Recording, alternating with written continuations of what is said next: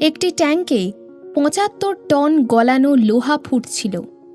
হঠাৎ একটা ভীষণ জোরে শব্দ হলো এবং জানা গেল ট্যাঙ্কটি ব্লাস্ট হয়ে গেছে।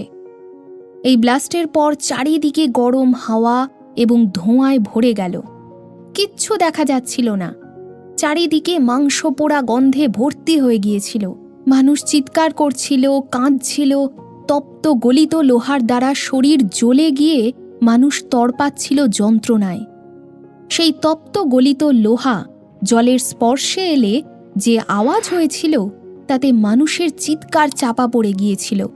সেই সময় কারখানার দায়িত্বে ছিলেন জন কেনন, যিনি দৌড়ে নিজের গাড়ি নিয়ে আসেন। কারখানায় বহু মানুষ যন্ত্রণায় কাতরাচ্ছিলেন, কিন্তু জন শুধুমাত্র ৩ জনকে তার গাড়িতে নিয়ে যেতে পারতেন। তাই জন যখন স্বেচ্ছাসেবীদের এমন ৩ জনকে আনতে বললেন যাদের দ্রুত চিকিৎসার প্রয়োজন, তখন যেটা হলো সেটা কেউ ভাবতেও পারবে না। যাদেরকে স্বেচ্ছাসেবকরা আনতে গিয়েছিলেন তারা নিজেদের প্রাণের চিন্তা না করে অন্যদের বাঁচাতে ব্যস্ত ছিলেন। তাদের এই সহমর্মিতা আর ভালোবাসা দেখে সকলে অবাক হলেও এটা হয়তো জামশেদজিরই দান ছিল।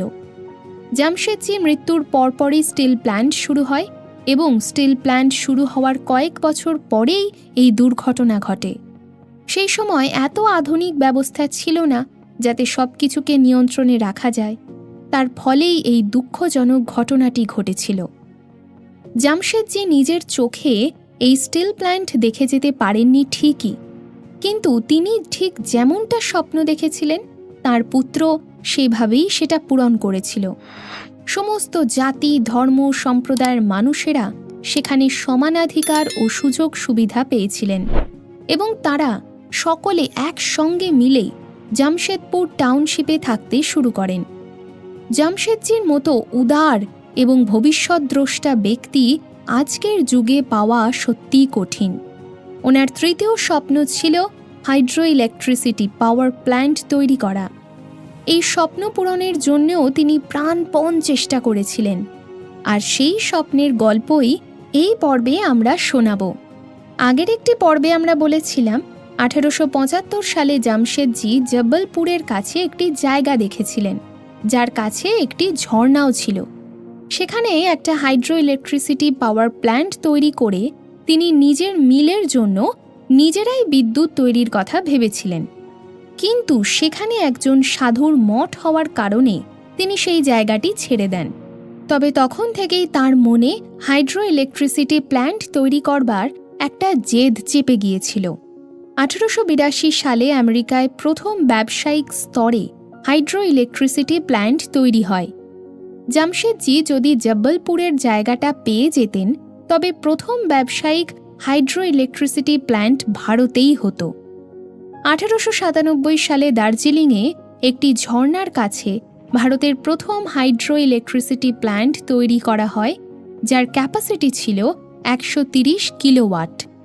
এই প্ল্যান্ট শুধুমাত্র আশেপাশের চা বাগানগুলোর জন্য শুরু করা হয়েছিল। সেই সময় জামশেদজির নজর গোয়ার দুধ সাগরের ওপর পড়েছিল। সেখানে পাওয়ার জেনারেট করে তিনি মুম্বাই নিয়ে আসতে চেয়েছিলেন, কিন্তু সেই সময় গোয়াতে পর্তুগিজদের শাসন ছিল, তাই সেখানে কাজ শুরু করার সম্ভাবনা প্রায় ছিল না বললেই চলে।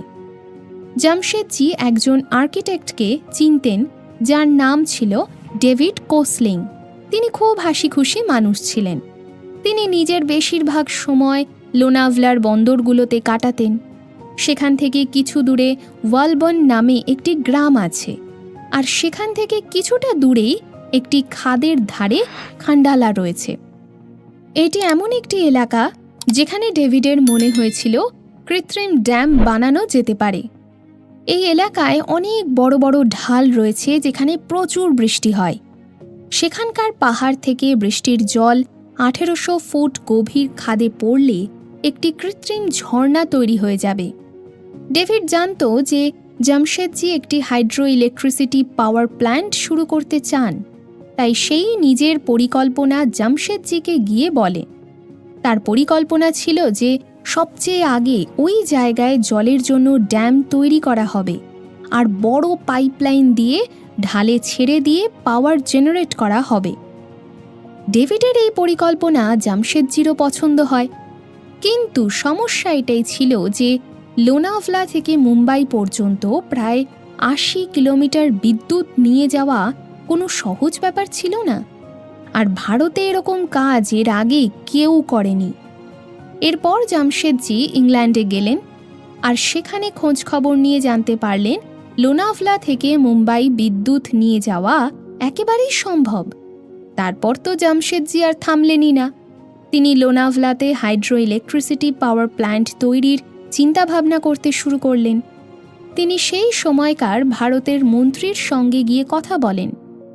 এবার যতক্ষণ অনুমতি না মিলছে ততক্ষণ মুম্বাইয়ের কিছু আধিকারিকের কাছ থেকে এই পরিকল্পনাটা লুকানোর প্রয়োজন ছিল, কারণ তারা যদি জানতো তাহলে তারা অবশ্যই বাধা দিত। ভারত সরকারের মন্ত্রীর থেকে পারমিশন পাওয়ার পর তার আত্মবিশ্বাস বেড়ে যায় এবং তিনি মুম্বাইয়ের গভর্নরের সঙ্গে কথা বলেন।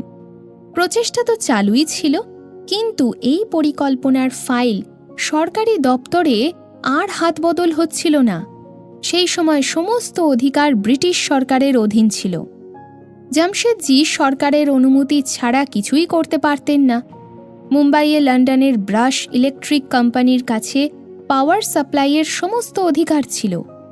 মুম্বাই কর্পোরেশন থেকে তারা সেই অধিকারটা পেয়েছিল। এই কোম্পানির নিয়ম এতটাই কড়া ছিল যে কেউ রাস্তার ওপর অথবা নিচ দিয়ে ওয়্যার নিয়ে যেতে পারত না। এরা জামশেদজিকেও যথেষ্ট বিরক্ত করেছিল। টাকা কামানোর জন্য এরা সমস্ত সীমা অতিক্রম করে গিয়েছিল। জামশেদজি ভারত সরকারের মন্ত্রী লর্ড হ্যামিল্টনের সঙ্গে দেখা করে পুনরায় পাওয়ার প্ল্যান্টের কথা বলেন এবং ১৯০২ সালের ২৪শে ডিসেম্বর একটি রিপোর্ট তৈরি করা হয়, যেখানে তিনি লিখেছিলেন ভারতে সবাই সমান অধিকার পায় না। ব্রাশ কোম্পানি নিজেদের অধিকারের অপব্যবহার করছে। কিছুদিন আগেও তারা জামশেদজির হোটেলে বিদ্যুৎ সরবরাহের জন্য ইউনিট প্রতি ৬ আনা চেয়েছিল, যেখানে তেলে চলা জেনারেটরের কোম্পানিগুলির দাবি ছিল যে তাদের জেনারেটরে ইউনিট প্রতি ১.৫ আনা খরচ হবে। এই কথা ব্রাশ কোম্পানিকে জানানো হলে তারা হুমকি দেয় যে বাইরে থেকে নেওয়া জেনারেটরের ওয়্যার তারা কোনো দিক দিয়ে নিতে দেবে না। এই মর্মে তিনি পাওয়ার প্ল্যান্টের অনুমতি চান এবং এটাও বলেন যে ব্রাশ কোম্পানির কন্ট্রাক্ট শেষ হলে পুরো মুম্বাই শহরে তিনি বিদ্যুৎ সরবরাহ করতে পারবেন। এরপর মুম্বাইয়ের গভর্নরও জামশেদজির কথা পুনর্বিবেচনা করেন। নিজের প্রত্যেকটি স্বপ্ন পূরণের পথে বাধার সম্মুখীন হলেও জামশেদজি যে কোনো উপায় সেই বাধা কাটিয়ে উঠতে সক্ষম হয়েছিলেন। কিছু বছর বাদে মুম্বাইয়ের গভর্নর হন সিডেনহ্যাম।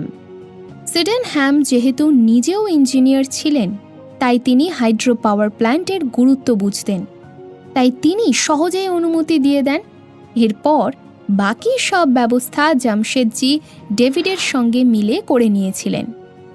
১৯১১ সালে জামশেদজির মৃত্যুর পর প্রায় ২ কোটি টাকা খরচ করে ড্যাম তৈরি করা হয়।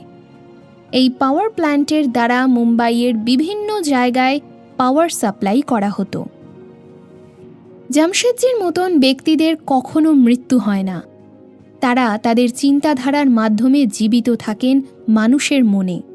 তিনি ভারতবাসীদের জন্য যা করে গেছেন তা ভোলার নয়। ভারতের উন্নতি, আজকের কর্মচারীদের প্রভিডেন্ট ফান্ড, মেডিক্লেম, ৮ ঘন্টার শিফট, এসব কিছুর জন্যই ভারতবাসীর মনে তিনি আজীবন বেঁচে থাকবেন। পরবর্তী পর্বে আমরা কথা বলবো তাঁর মৃত্যুপত্র নিয়ে। ঠিক কতটা উদার ও দানবীর ছিলেন তিনি, সেটা জানতে পারবো আমরা খুব শিগগিরই। কি লিখে গিয়েছিলেন তিনি তার মৃত্যুপত্রে?